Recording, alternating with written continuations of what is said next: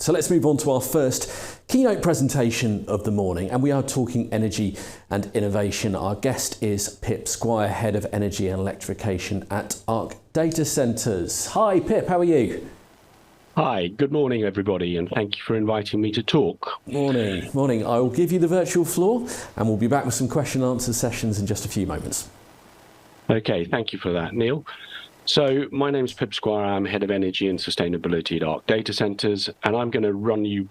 I've taken the liberty of changing the title to add the route to net zero here, because we've been focusing on energy and energy efficiency for the last 15 years, and really we're moving on from that. And if you've seen the headlines and the threat that we're going to miss our climate targets for 1.5 degrees in 2027, really the route to net zero needs to be the focus as where we're going to through. So I'm going to talk a little bit about what our commitment is, how we do that, what the innovation and our track record has been over the last 15, 18 years, look at a lesson learned and how important that is for everybody, and then talk about carbon and then our initiatives to the end of this year.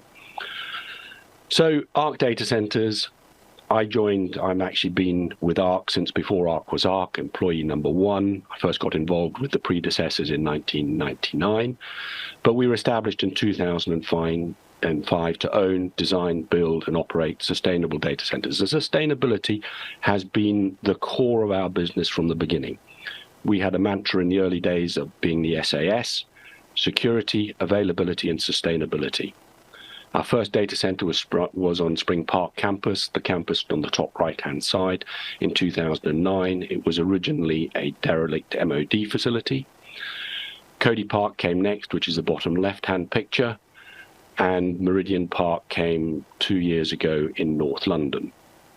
Those three campuses have 12 data centres with 110 megawatts of IT capacity, and we've got three new campuses developing in West London, which will come on with over 200 megs of IT for delivery over the next 3 years. So what's our commitment been in terms of how have we put energy efficiency, energy management, sustainability at the heart of everything we've done? And that's been, we've been accredited to ISO 14001 and 50001 from the beginning. Those drive our processes and systems and our behaviours. We work very closely with the Climate Neutral Data Centre Pact. I'm an active member of the team, Tech UK and the Major Energy Users Council, on how do we ever look at everything related to energy and energy efficiency. We've also been buying 100% renewable energy since 2016, and I'm going to put the cards right on the table right at the beginning. We buy REGO-backed electricity, and I know there's a big discussion around how good that is or bad that is. Reality is that today, in the UK energy market, you cannot buy 100% renewable energy 24 hours a day unless you have a direct power agreement with a company like a biomass plant like Drax, which you can have a discussion around, because reality is we do not have a decarbonised grid. At some point when the sun isn't shining and the wind isn't blowing, you'll be balancing your supply on the fossil fuel generation. We buy REGOs for the simple reason we want to be able to demonstrate we've got a commitment to buy 24-hour electricity from our supplier, but we buy our electricity 3 years ahead. So I'm telling Bright Energy, our supplier, today that in May 2026, I want £6 million worth of electricity delivered to my campuses, and it must be renewable generation with the REGOs. So I'm giving him 3 years to get to that generation capacity, and I'm doing exactly what the government want us to do by using market forces to drive the delivery of renewable generation. We'll talk a little bit about it more, but that's where I'm going to leave it for now. We then measure our power usage effectiveness, our carbon usage effectiveness, and water usage effectiveness, all in line with BSEN 5600. And we have a very rigorous lessons learned process within the company. It's a culture we've started at the beginning, whereby at the end of every project, we sit with the whole supply chain, the whole team in a big room, and we have a discussion around what went well, what went badly, what can we do better, what new technologies can replace this, etc., etc. And underpinning it all is a robust measuring system. We need to harness real data, most of it live, because if you can't measure it, you can't monitor it. If you can't monitor it, you can't manage it. If you can't manage it, you can't improve it. And ultimately, if you can't manage it, you can't prove what you're doing. So metering is something we talk about at great length. So what's our track record been since 2005?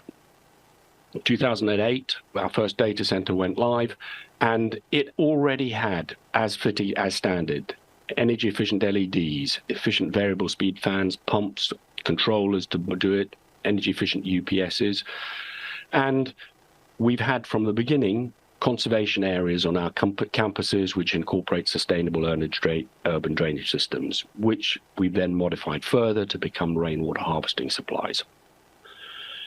Our real milestone was in 2011 when we were the first to employ direct air free cooling systems at scale. These use evaporative cooling technologies, and that really drove our energy efficiency significantly. So back in 2008, 2005, when we started out, most data centers, only about 25 to 30% of the energy consumed in the whole facility was driving the IT. In 2011, we turned that on the head. And when everything is running the way it's meant to be running and customers are working and it's full and all the things that go with that, we end up with 85% of the energy in the facility is now running the IT. You've got 6% running the cooling systems, 6% running the electrical infrastructure that drives everything, and 3% for security, for keeping people comfortable so they can work happily, and all the things that go with that. A huge change. But evaporative cooling uses a lot of rain or a lot of water. So to reduce our reliance on the utility supply, we've started rainwater harvesting. And we've got 2,200 cubic meters of storage capacity installed at 2 of the sites. Makes a huge difference, which you will see a bit later on. And in parallel, we focused very much on a modular building process. And the reason for that is, well, threefold. Speed of delivery, consistency and quality assurance and the way it's delivered. And it also means that we don't have a huge amount of concrete in the buildings, so we can actually recycle up to 90% of the building fabric in the future. All good steps in the right direction. What's really interesting is that if you look at our modular facilities, they're a bit like a flat-packed IKEA pack, and I don't want to denigrate anybody by that. They're very high quality, but the end result is you go from a concrete slab to a weatherproof building in something like 18 to 20 days, and then you fit it all out inside, and it's largely pre-fitted, so it's folding things out, putting them in position. Standby generators have been emissions optimized, and we also made a decision very early on to use a distributed fuel storage system because that used 30% less fuel than an equivalent bulk storage system, and it also reduces the risk of fuel contamination or of leakage. We also updated and came online with BREEAM in 2011. 2016 saw another quite important change where we realized that if we modified slightly how we ran our air cooling system, we could bleed some of that air off and use that to cool our energy centers, the switch rooms and the UPS systems. That had a very small increase in the size and capacity of the data room cooling system, but it immediately got rid of all of the cooling systems associated with the energy center. A big change. It meant we had more space on the roof for other things, and also less material, less consumption, and things like that. We also moved from low voltage standby generation deployed by energy center or by building to a centralized high voltage standby generation system, and that reduced the installed capacity by over 30%, results in less material consumption, less fuel stored on site, lower air emissions, lower noise. And this is when we moved to 100% REGO-backed renewable. In 2019, we negotiated a direct wire PPA with London Energy for our Meridian Park plant. That has a whole load of benefits because it's a direct wire feed, but at the same time, it has a whole load of penalties because although it is burning waste, it's not 100% renewable under the definition, because part of that waste stream, and it varies from year to year, depends on the composition of the waste that North London provides. But we are part of the solution to North London's waste problem. We also spend a lot of time working how we could change and get people to agree from designing and operating our data centers in ASHRAE recommended to allowable, so a much wider temperature and humidity range in ASHRAE allowable. And again, you'll see the impact of that on another slide as we go forward. 2019 also became the base year for greenhouse gas reporting. And this was quite a game changer in terms of emissions and carbon management. Because when we started looking at this, we discovered that our CO2 emissions from fugitive F-gas, i.e. refrigerant losses, was by far and away our biggest CO2 emitter. So immediately we instigated a rolling program to improve the management processes. We replaced single port valves with dual port valves, and you'll see the impact of how we go through that. And water metering was moved towards the same level of metering as energy. So lessons learned. The biggest lesson learned, and if there's one thing I'd ask you to take away from this presentation, it's that delta T in cooling a data center where you're using air is absolutely vitally important. It's all down to the physics. The formula's on the screen. I'm not going to go through it. But basically, the cooling capacity of a cooling system is directly proportional to the volume of air flowing through it and the temperature differential across the medium that you're trying to cool. Our systems are designed with a delta T of 13 degrees C. What does that mean? It means in a 750 kilowatt room, the fans are designed at running at 100%. They will provide 750 kilowatts of cooling with a 13 degree delta T. If you had only a 6.5 degree delta T within the room, you would only get 375 kilowatts of cooling out of those fans running at the same speed. If it's 3 degrees, it'll be 173. Conversely, if it's 15 degrees, you'll get 865 kilowatts out of the same equipment. So if you can get ways of getting delta T, i.e. the temperature between the front of the server and the back of the server, up as high as you can get it, you will get a more efficient cooling system with less parasitic load. What does that mean to our customers? What does that mean to our teams? It means that air management within the data room is fundamental. Warm and cold zone segregation and blanking. More importantly, and we work very much with our customers to make sure that this is done. The guys walk the site every week with the reports. The other thing is the actual delta T of the server itself and the fan speed that it's set at. If a server fan speed is variable speed and it's operating with variable speed, there's a good step forward. But an awful lot of equipment is installed with the server fans at 100% load, at 100% fan speed. And if that's the case, we end up with a delta T that is very low, and we are actually burning energy. And I mean literally burning energy. The server fans are running at full chat, they're burning electricity. The air supply systems are running at full chat, they're burning electricity. It's just wasting money. What's been interesting by banging on about it and talking to people is that this year, customers are beginning to understand the importance of delta T, and they're beginning to allow us performance exceptions, i.e. we're not hitting a PUE of 1.2 if their delta T is less than 10 degrees. Because it means that their guys now have an incentive on site themselves to be able to hit the efficiencies that they're looking to get to, the effectiveness that they're trying to get to.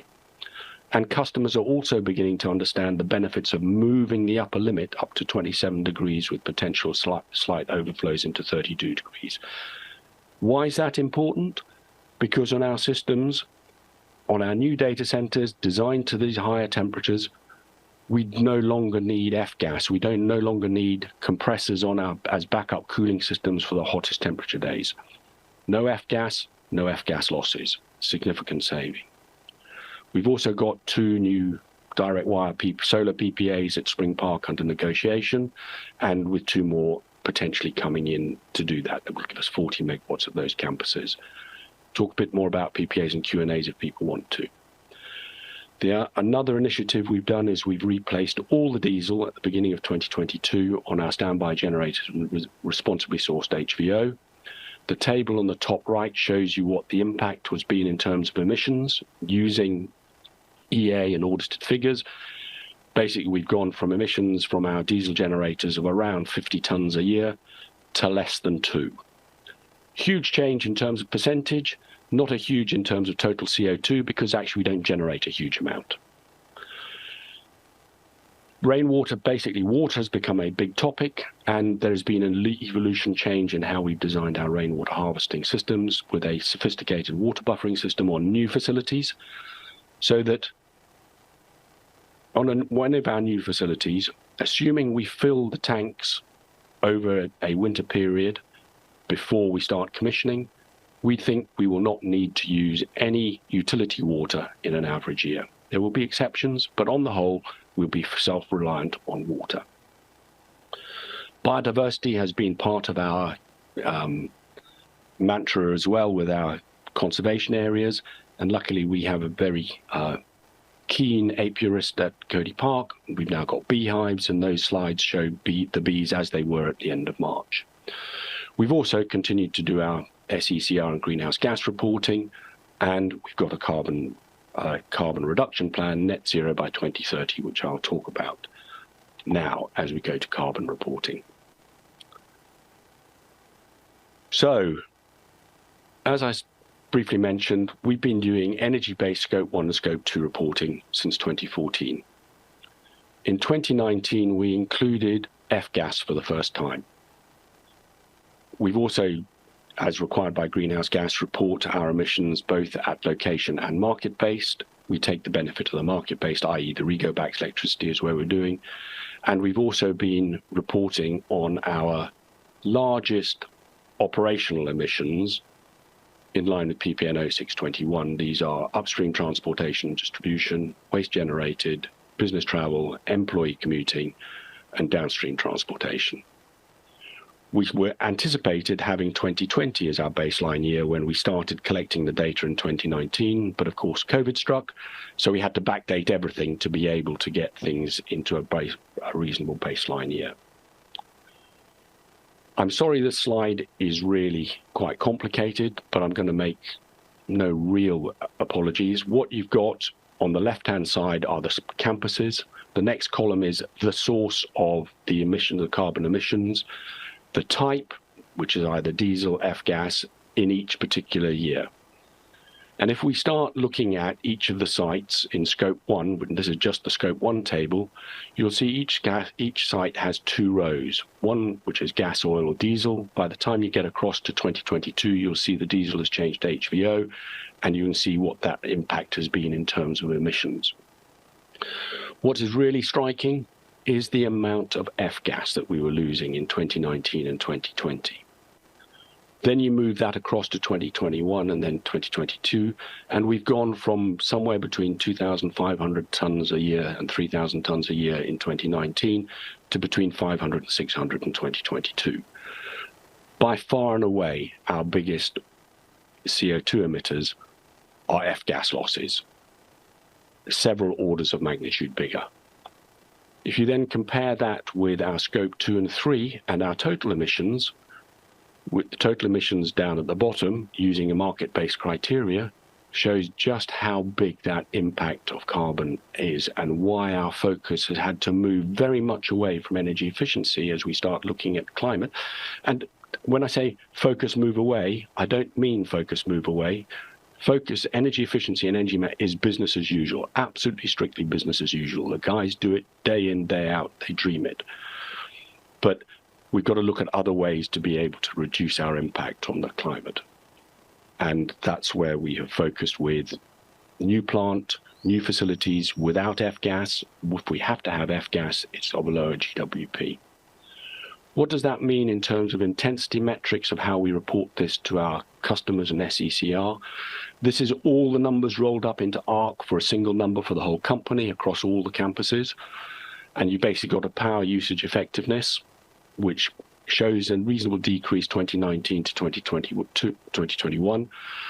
It's increased slightly in 2022, and that's because we brought on like 2 large data centres, one 24 megawatt and one 18 megawatt. Both came on stream in 2022. They got very little load in them at the end of the year, and consequently their effectiveness was not as high as it should have been. The carbon usage absolutely shows the impact of getting our our F-gas more under control. And the water usage effectiveness, that we weren't measuring it at all in 2019 and 2020. We started in 2021. And in 2022, we had the unfortunate experience of having one of our rainwater harvesting systems out for maintenance for a significant period of time during the spring of 2022, which meant we went into the summer with no rainwater. And that directly shows what the impact was of that system. It's worth mentioning that we not only built rainwater harvesting tanks, we've repurposed some of our SUDs, our infiltration and attenuation ponds, to use them as sources of water for rainwater collection, with a bit of treat them like lakes and treat the water before we use it for evaporative cooling. The other lesson that has come to the fore, which is really important, is customers' understanding of how you report Scope 1, Scope 2 and Scope 3 emissions. Customers were sort of saying, we're paying the electricity we use, we need to report Scope 1 and Scope 2.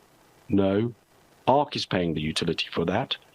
We are providing a service, and we are therefore their Scope 3 upstream service provider, and they need to report it as Scope 3. That's been a very big learning lesson over the last 2 years to get people to understand that. So, given where the time is, looking at our carbon reduction, we're basically aiming to get our standby generation down to the bare minimum. F-gas will be maintained at 1% losses of the total installed capacity, about 1,500 tonnes a year. We'll continue to buy 100% REGO-backed or equivalent energy, renewable energy, for all our supply contracts. The energy from waste plant, it's going to emit more carbon as we increase the load, but it'll be about 1,700 tonnes a year by 2030. We're going to basically offset those baseline levels of carbon with offset principles according to the Oxford principles. On Scope 3 emissions, we've EV charging points, business travel, and all those things will be looked to get down to a minimum and then offset those elements. And if you look at our carbon reduction plan from 2019 to 2030, the big blue triangle is F-gas losses. You can see the impact of our improvements between 2019 and 2021, getting the numbers down to 2022 and pretty low to where we're likely to be. The other components are really small, other than our London energy from waste element. And what we intend to offset, that's one of my biggest challenge going forward, is not so much an offset, but a real carbon reduction. Drax are doing some interesting stuff. Earthly are doing some interesting stuff around how we can really capture carbon and sequester it properly. So our initiatives for 2023, getting customers to change their SLAs to run the equipment more efficiently, improving rainwater harvesting and storage metering management. Waste management needs a bit of focus, so we're doing it a lot. On our new campuses, biodiversity is being built on urban facilities in living walls and brown roofs. We have a feasibility study underway to replace refrigerant in our older cooling plants with newer, lower global warming potential gases. And if this actually proves technically feasible and commercial, it will be implemented. On new projects, we're trying to get rid of refrigerants completely.